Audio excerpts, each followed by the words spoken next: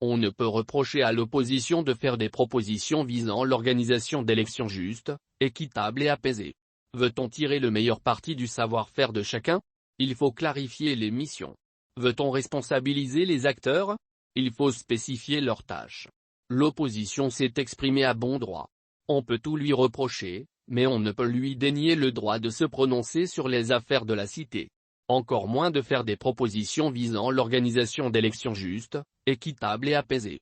Ni les états de service ni le passé de certains de ces ténors ne peuvent justifier un refus du débat contradictoire. Bien au contraire. Instruits par l'expérience du passé, les présidents de les démocrates, LD, du Rassemblement des patriotes républicains, RPR, du Rassemblement pour le Gabon, RPG, du Rassemblement pour la patrie et la modernité, RPM, et de l'Union nationale, ont le mérite d'esquisser des solutions à une question prégnante. Tirant les leçons de 2009 et 2016, ils disent vouloir réduire les risques de fraude. S'appuyant sur les rapports des missions d'observation électorale de l'Union européenne et de l'Union africaine, ils se veulent à la fois concrets et factuels. À la fin des fins, ils espèrent éloigner le spectre d'une déflagration sociale. Le montage institutionnel actuel, une source de confusion voire d'opacité. Certes, la Cour constitutionnelle et le gouvernement peuvent se montrer rétifs au transfert de toutes les compétences en matière électorale au centre gabonais des élections, N'empêche, avec un peu de bonne foi, on peut en convenir, le montage institutionnel actuel est source de confusion voire d'opacité. Comme l'avait relevé la mission d'observation électorale de l'Union africaine, MOUA, au terme des élections couplées d'octobre 2018, l'indépendance du est sujette à caution, dans la mesure où la préparation matérielle de ces mêmes élections relève toujours du ministère de l'Intérieur.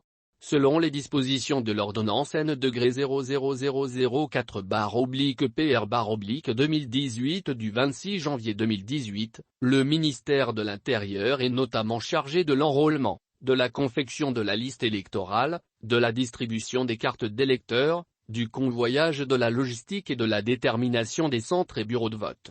Certains s'appuieront sur les préconisations du dialogue politique d'Angondje pour défendre ce montage. Sauf à se complaire dans le mélange des genres, tout observateur peut l'admettre, les champs de compétences des intervenants doivent être mieux précisés. Pour éviter les chevauchements relevés en octobre 2018, il faut procéder à des réajustements. Il s'agit de parvenir à une nette répartition des rôles pour rendre le plus performant.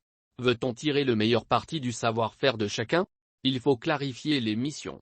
Veut-on responsabiliser les acteurs? Il faut spécifier leurs tâches.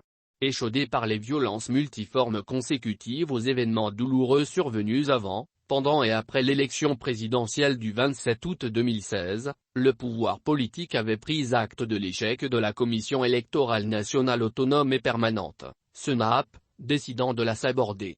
En vue de la prochaine présidentielle, il ferait œuvre utile en allant plus loin.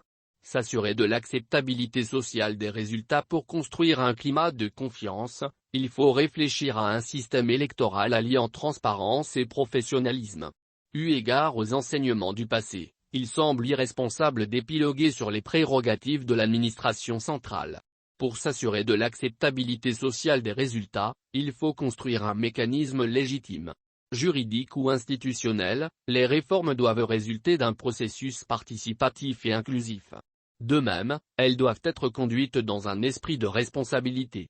Même si d'aucuns font mine de croire le contraire, personne ne gagne à ruser avec les principes d'une gouvernance électorale saine et efficace. Nul ne peut s'épanouir dans un climat de conflictuel. En tout cas, aucun pays ne se construit sur la confrontation permanente entre ses forces vives. Confronté à une inédite crise politico-sociale en fin 1989 début 1990, Omar Bongo Ondimba eut le courage politique de convoquer la conférence nationale. Même si les acquis furent liquidés au fil du temps, cette rencontre fit renaître l'espoir au sein de la population. Face à la crise de confiance actuelle, le pouvoir politique ferait mieux de le méditer. S'y résoudra-t-il ou prendra-t-il le risque de faire comme toujours? À moins d'opter pour la terre brûlée, on ne peut songer à un remake de 2016, particulièrement cette terrifiante nuit du 31 août. Nonobstant les considérations politiciennes, sans occulter les arrière-pensées partisanes, la réforme du système électoral demeure une question d'intérêt national.